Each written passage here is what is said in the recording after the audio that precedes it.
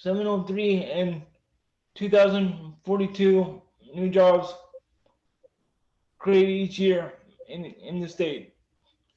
Over a 10-year period, this would result in up to 20,000 for 20 new jobs in Arizona. In the short term, the state could expect the money it collects in taxes to increase by 14.12 to 41.53 million each year. These figures above were based on an increasing labor force of people with disabilities, up to 6%. So this just goes to show how much it would affect the economy as a whole. The research can be found on the links below. This study was actually sponsored by the ADDPC. So also, there is a next slide, please. Sorry.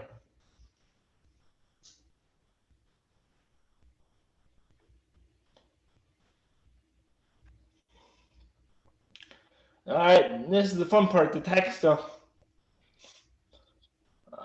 First one is the architectural and transportation tax deduction. IRS code section 190, berry removal. All businesses are eligible for an annual tax deduction up to $1,500 for qualified expenses incurred removing physical, structural, or transportation barriers for persons with disabilities.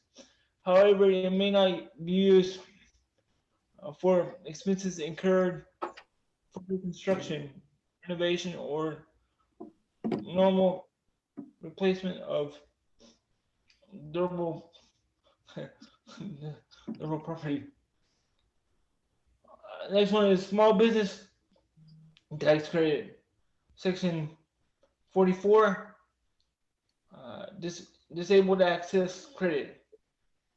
Small businesses that in the previous year earned 1 million or less gross receipts and or had 30 or fewer full-time employees working at least 30 hours per week for at least 20 weeks a year or more are eligible to take an annual small business tax credit to mitigate the cost of making their business accessible to persons with disabilities. The credit is 50% of expenditures over $250, but may not exceed $10,250 for a maximum benefit of $5,000. The credit does not apply to new construction costs or modifications to the building that had been placed in service after November 5th, 1990. And the last one is the work opportunity credit. This program provides a tax credit for certain targeted groups, including people on food stamps, or people with disabilities, up to $224,000. Oh, no, sorry, 2,000, sorry, $2,400. I wish it was two. Anyway, um, next slide, please.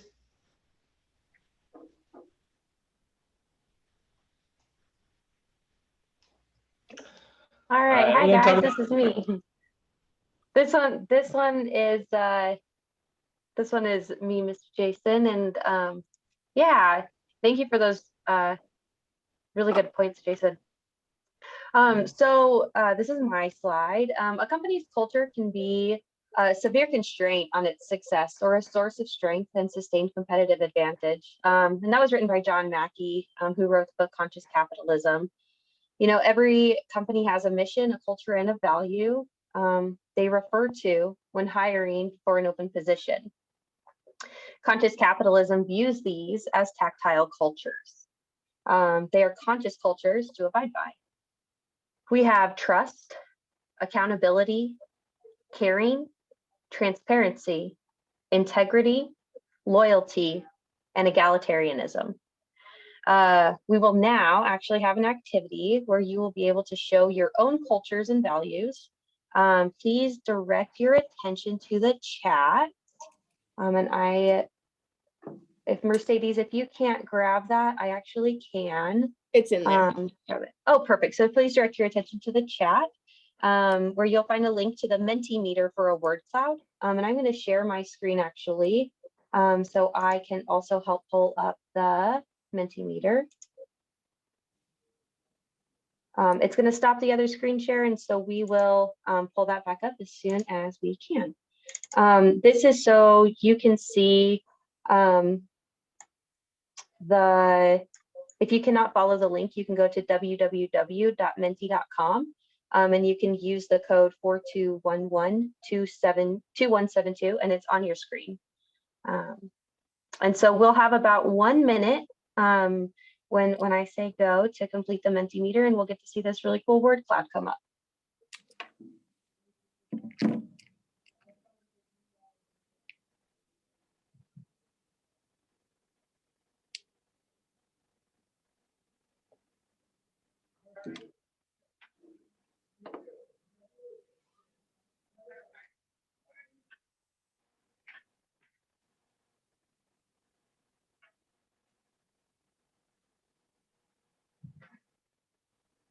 Ooh, yes.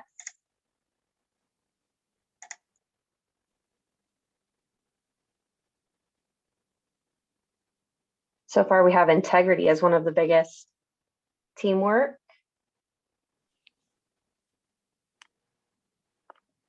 Inclusive. Oh, teamwork jumped up. Inclusive, flexibility, integrity. These are all great.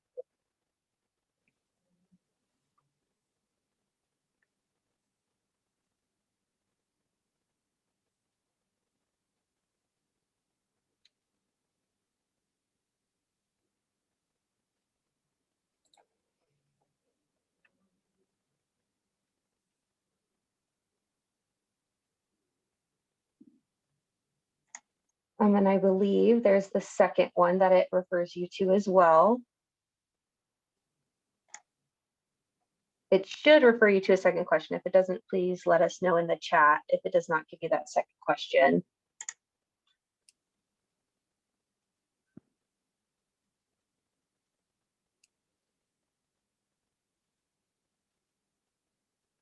Yep, she said it did go to the second question.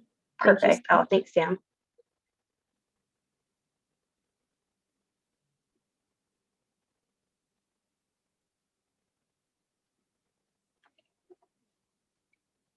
More diversity.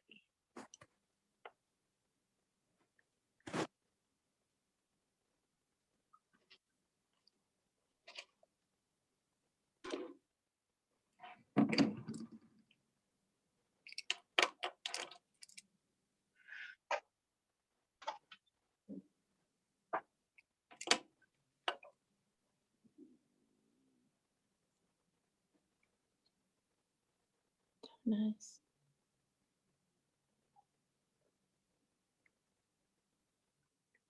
What would you like to see?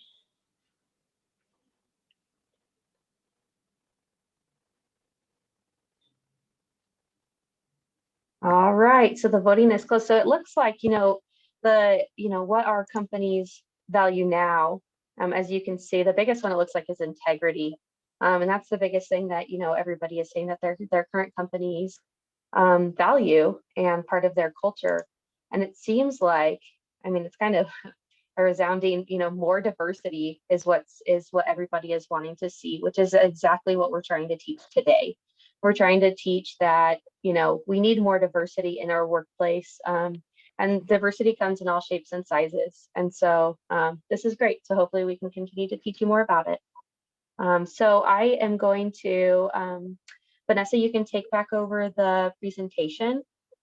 This Mentimeter is done for now.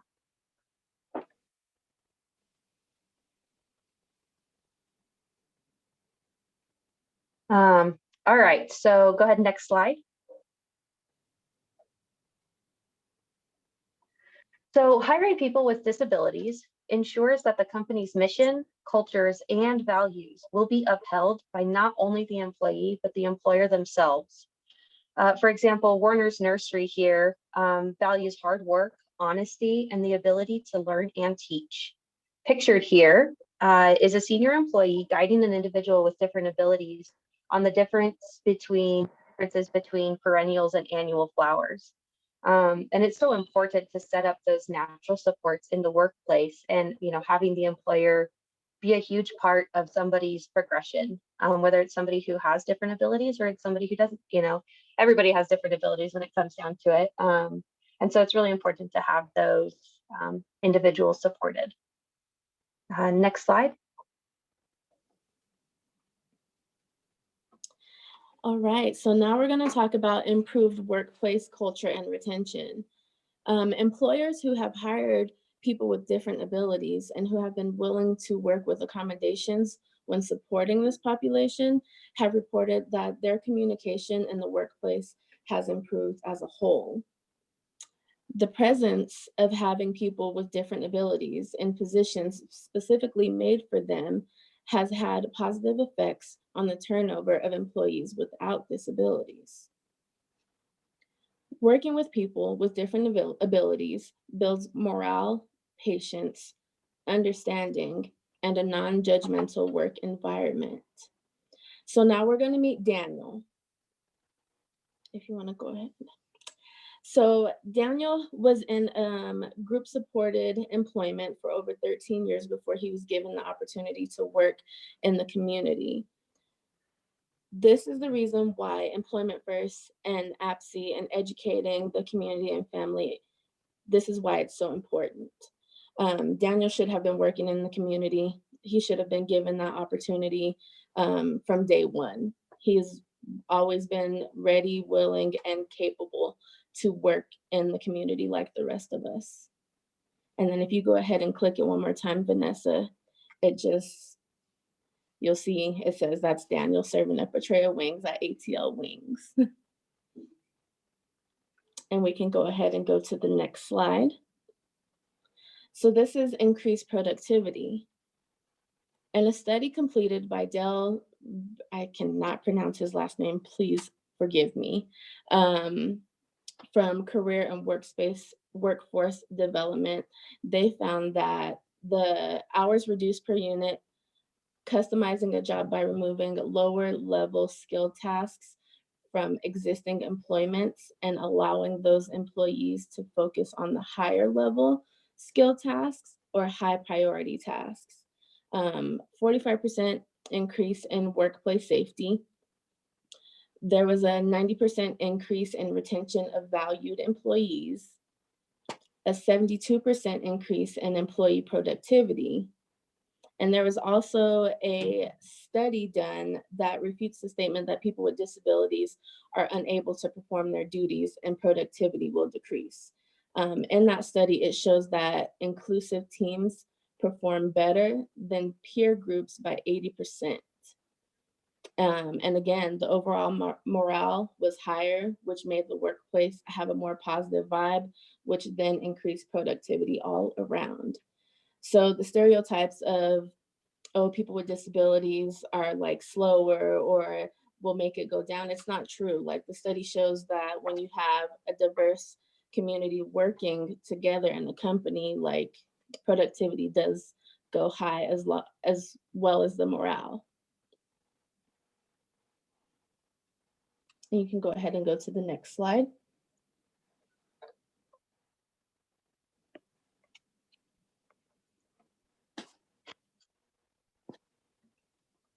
So supports and training are put in place once an individual is given the opportunity to work for a company.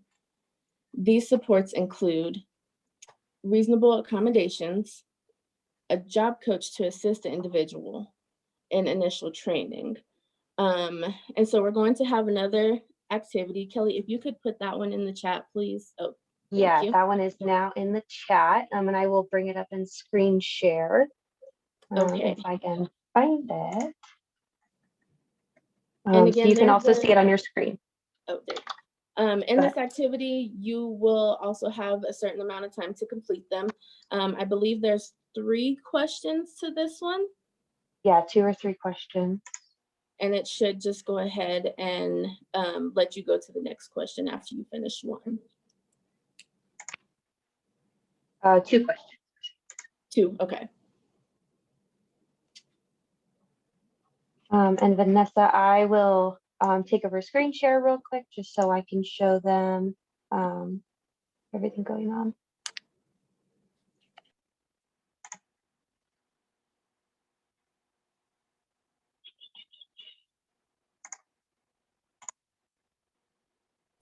While you're doing that, Kelly, just want to remind everybody, if you guys need continued education credits for this session, Arizona APSE does offer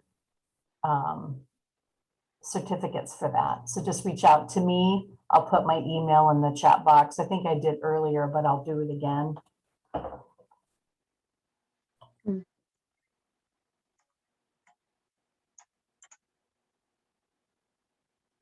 Screen one.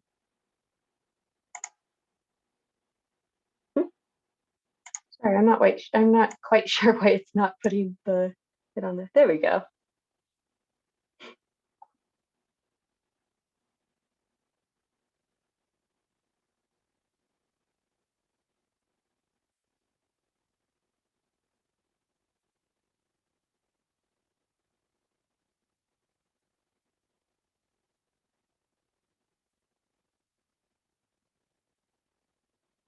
Nice, these are all great. As you can see, workplace culture, diversity, or cultural competency as a training would be great. Teaching all individuals in the workplace about culture and diversity and what that looks like. Yep, on the job training, visual training, skills training. These are all awesome. These are nice. Mm-hmm.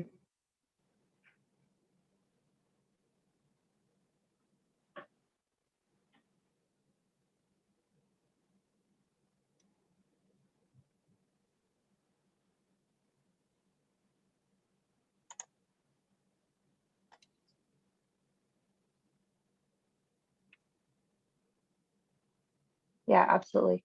Based off their own learning skills. And I'm going to go to the next question. See where people are in this one.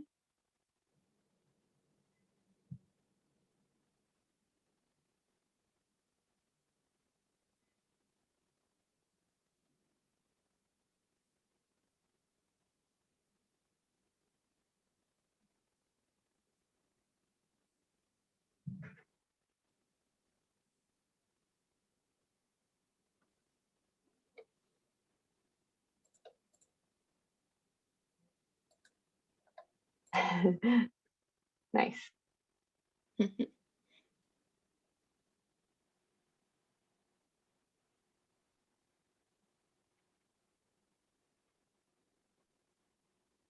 Absolutely. Mm-hmm. These are looking good. We can definitely all agree that being open to hiring people with different abilities is the first step into the right place.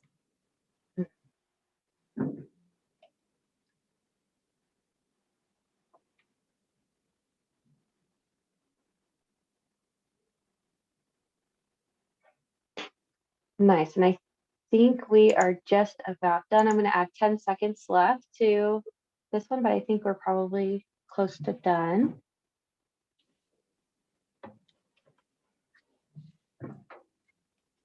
Nice. All right. Yeah. So Mercedes, do you want to go over these Yep.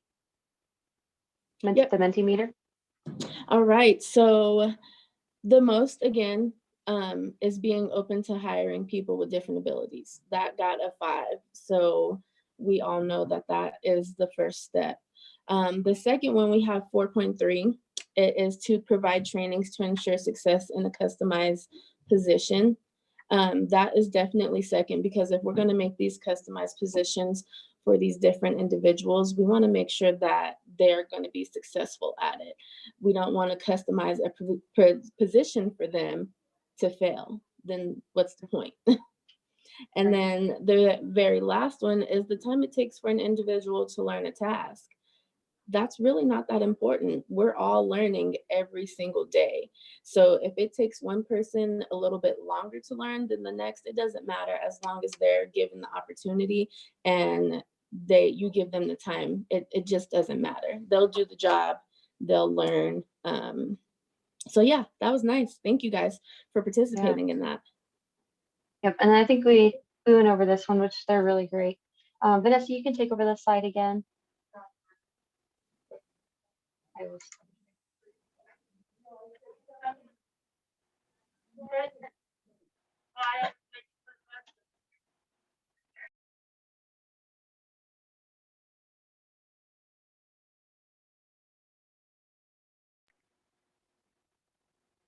All right, sorry, I had to mute real quick. Yeah, so we have the reduced cost of turnover and absenteeism. And it's the same, we got this from the same study, which was a really great study. I really highly suggest you look into it. It was by Dale Versagen. I'm going to botch it too, through Transcendent Incorporated. And, they reported that employers reported higher attendance and retention rates for the employees with a disability. There's a really big myth that I always find everybody says, in that individuals with disabilities are late, or they, a lot of people say that they just don't show up to work, that they're not there. However, we've done our own studies here, and we have also seen that, where I'm going to admit, Jason, we have also seen that individuals who we place in the community and they get a job, we have individuals who are still there for 7, 8, 9, 10 years after they're placed, and they love their job. They love what they do. And so, there's there's a really big myth to individuals for their attendance and retention rates, and they are higher. They really are. Employers also reported savings in benefits and cost to retrain new employees based on lower turnover. So they're not having to go through all of these different trainings over and over and over again, because these individuals are staying there. Not only are they staying there, a lot of folks get job supports through a job coach as a reasonable accommodation. And with that, individuals are able to get trained not only by their employer, but then they also get the supports from the job coach and then those natural supports in the community. So employers were able to quantify a reduction in employee turnover. So it was, significant enough that they could really just show that there was a decrease in their turnover. Employers who tracked the cost of hiring new employees, screening, recruiting, and training could quantify annualized savings in hiring costs due to a more stable workforce. So they were able to see the results of hiring people with disabilities. Employers reported that hiring individuals with disabilities increased the unit and workplace cohesiveness as employees supported their coworkers with disabilities. The result, increase in morale, contributed to lower turnover. So not only did they have a lower turnover with the individuals with different abilities, they also had a lower turnover with every other employee in the building, or in the company, which is pretty significant when you're, I hire myself and train, and it takes a lot out of you. So yeah. Next slide.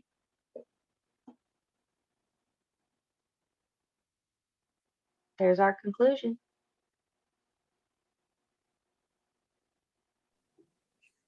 Jason, would you like to go ahead and finish this off?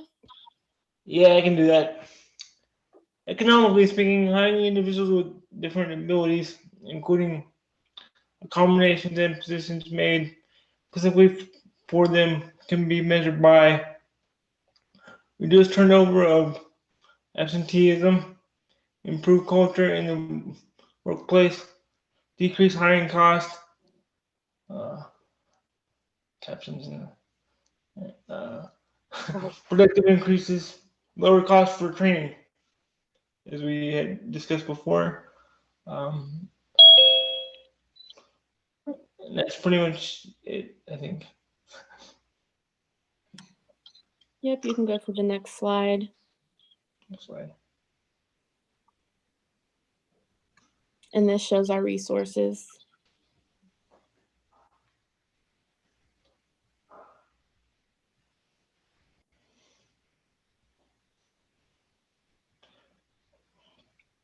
Yeah, And so we then- would love to have you guys connect with us. We're going to leave this up there for a little bit while we have, we're going to open this up to questions that anybody has, or comments or stories that you have about, working with people with disabilities, or hiring them, or, working alongside them.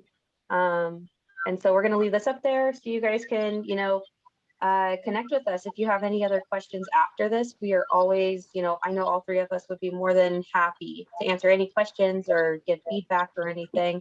And then making sure that you're following us on Facebook, Instagram, and LinkedIn. And we are currently going under the hashtag TransformAZ2021 ! So yeah, if you can definitely, share your experience throughout this webinar, and use our hashtag so we can spread the word. So we're going to open it up to questions either in the chat, or you can also unmic yourself or unmute yourself and ask questions.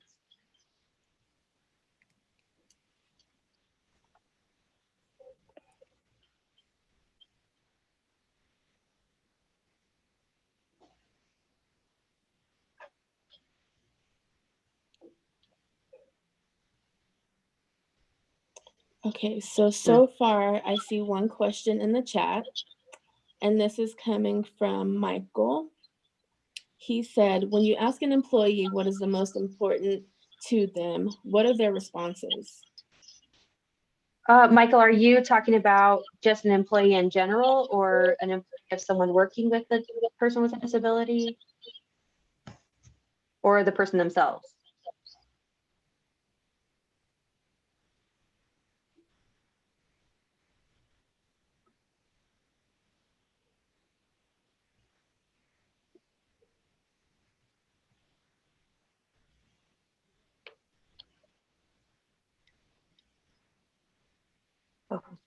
Okay, we'll get to that one next. I'll answer that, Michael. So when I've asked individuals what the most important thing is to them, an employee with a disability, thank you, after they secure employment, honestly, the biggest thing that I have seen when folks get hired is that they have an identity now. They individuals that we've had placed, they really refer to themselves as, oh, I'm a cashier. That's the very first thing that they say.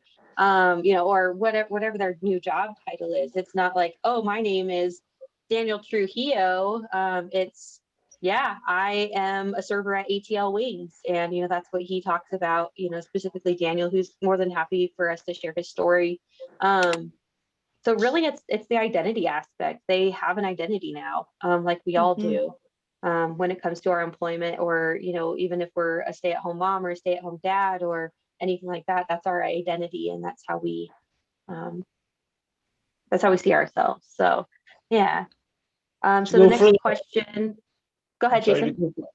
to go further on Kelly's point, I think it just gives me a purpose as an individual with a disability to, just to also it provides for my family, because I have a son and a and a and a kid, as mentioned earlier, and it just makes me feel like a good provider. I can help, help with that. Absolutely. And I just like helping people anyway. So it's not about necessarily the money, or I mean, it is a little bit about the money, but it's not. It's more about the confidence it gives me, and you know, and also I hope I could show that people with disabilities can work as well. So hopefully that answers your question, Next. Mike. Yeah, that was great. Thanks, Jason. I'll read the next question, somebody can answer. So from Pendleton, it says, what is some strategies used when talking to employers about hiring someone with disabilities? I mean, I can answer that again. I'm as the employment services director. I was also a job coach before that, and I worked with employers in the community.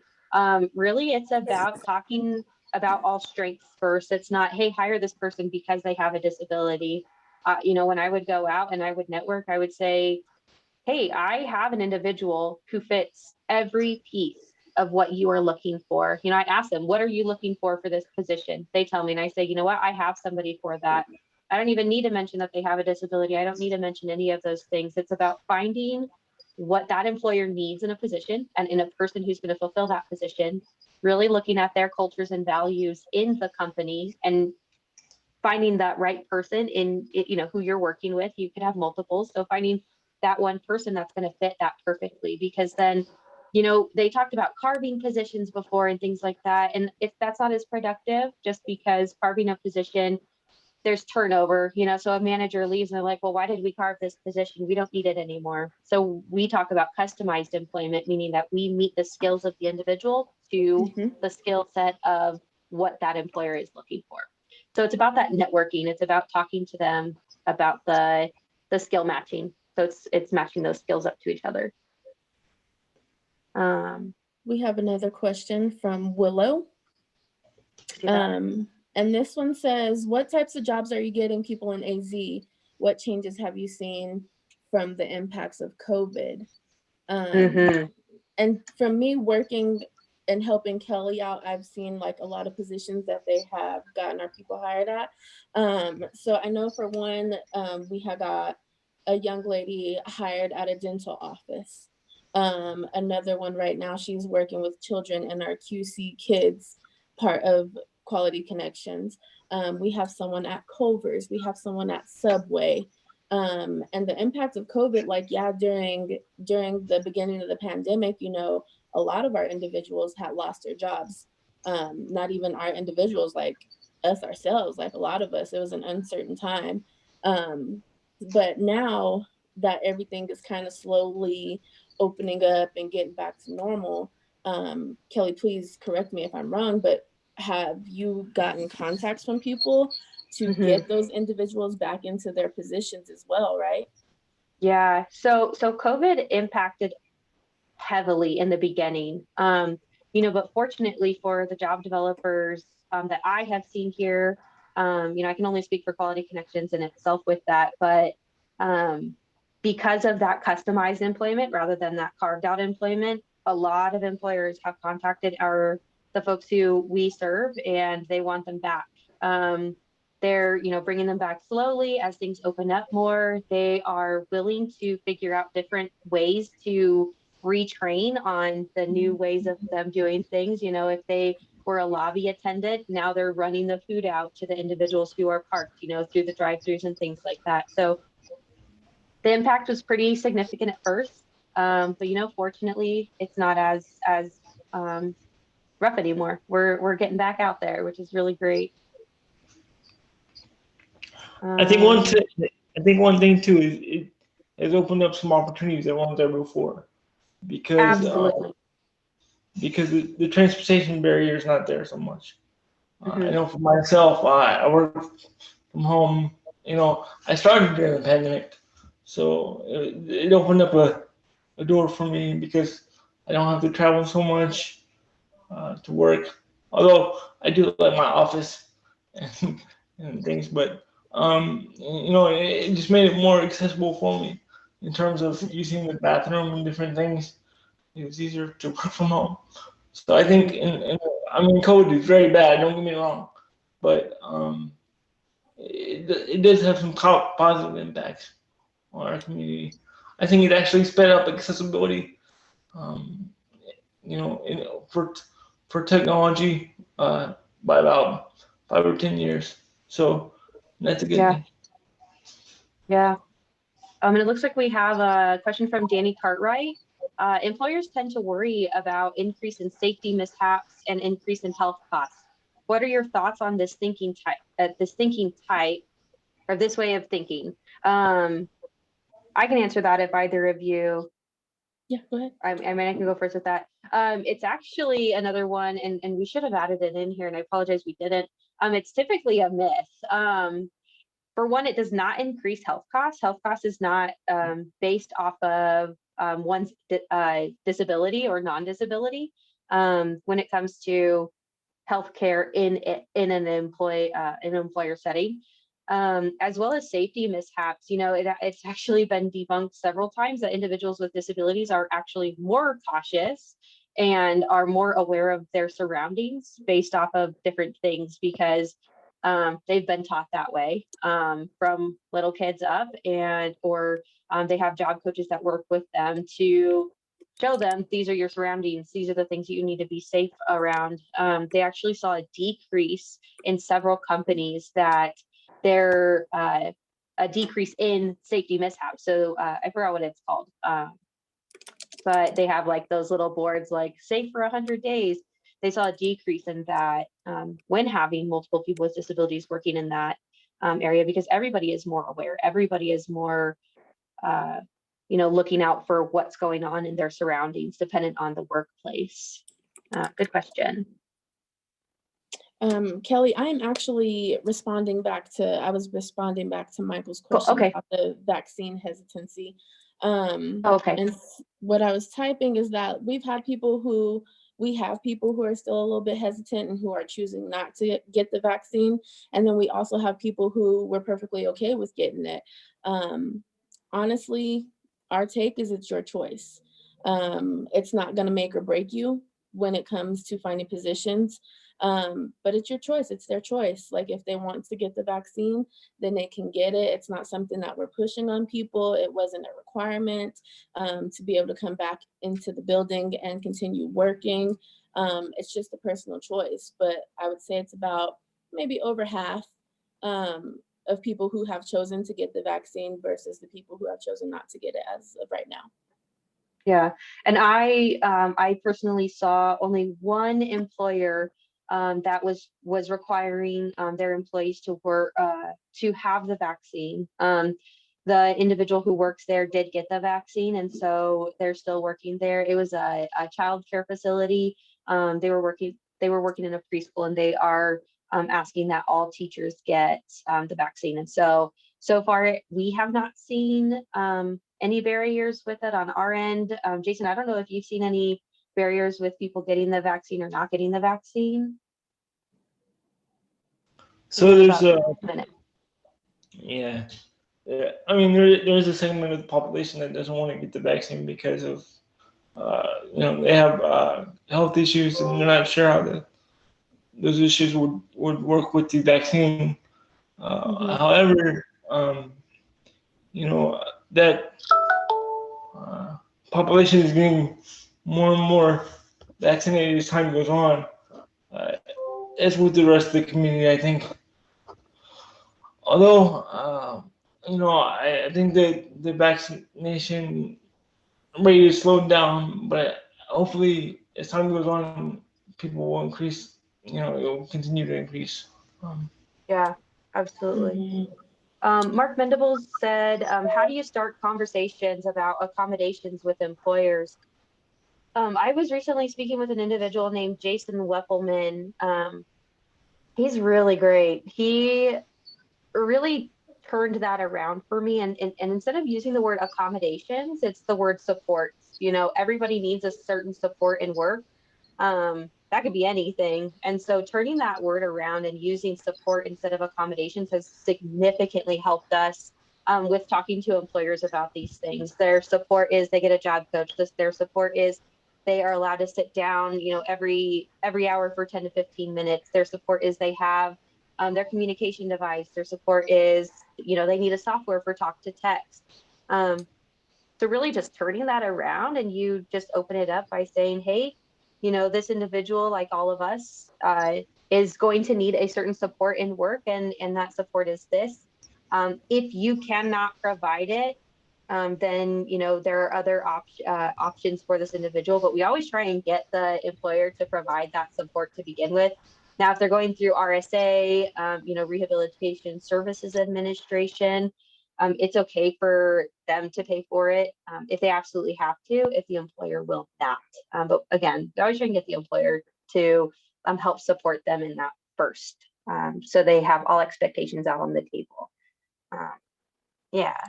And I also think it's good to like not really worry too much about the accommodations. And it's like what you said in the beginning, Kelly, like you go and talk to the employer and see what they're looking for.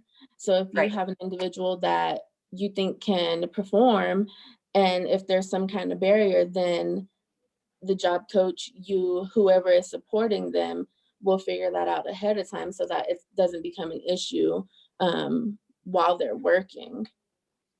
Right.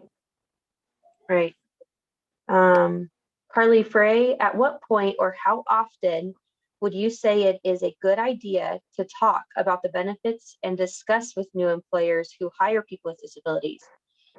Is it an ongoing conversation or mostly in the first part of a member seeking employment being hired somewhere? At what point or how often would you say?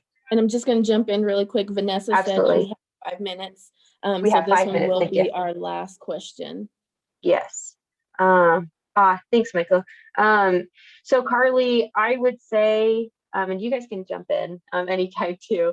I would say that it's from the beginning and continued. You always talk about the benefits. You're always, we're always outreaching to our local community here in Flagstaff. It's not just when you're working with somebody, it's all the time. It's always educating our community on the benefits of hiring people with disabilities. And it's always, educating the families and the person with different abilities on why they should be working and why it's important for them to get out there and work. So yeah, it's an ongoing conversation. Absolutely. Yeah. I don't think it should ever stop. Right. I totally agree. Great question. And I totally agree with you guys' statement. So that's correct. Well, I want to thank everybody. It's such great questions. Absolutely. We have to cut this off because we need to end on time. But I would like to share with you all that we do have a webinar series. And again, we are Arizona APSE, and we are a nonprofit organization that is dedicated to providing information on employment first initiatives, equitable employment opportunities for people with disabilities, and supporting integrated and competitive employment. I'm going to share my screen to share our webinar series. I also want to take an opportunity to thank our presenters, Mercedes, Kelly, and Jason. You guys were fantastic. Another thing that we like to do is to support our provider agencies across the state of Arizona. We're all doing amazing work. And again, what a fantastic job on your presentation, guys. Thank you. That was awesome. And again, I want to thank our ASL interpreters as well. LaDonna and Matt, thank you so much for interpreting today. And as you can see on the screen, we have several amazing workshops coming up for the remainder of the year. And you can find this information on our Facebook page. There will be registration links, hopefully a couple weeks out to give people time to sign up. And again, we're super excited. We're going to have Nicholas Love. He will be presenting in June on Social Security. You Can Work. DB 101 shows you how. And that's going to be a really cool session that Nicholas Love is going to do. And then in July, we have 2 workshops or 2 sessions, one on vocational rehabilitation, the pathway to employment.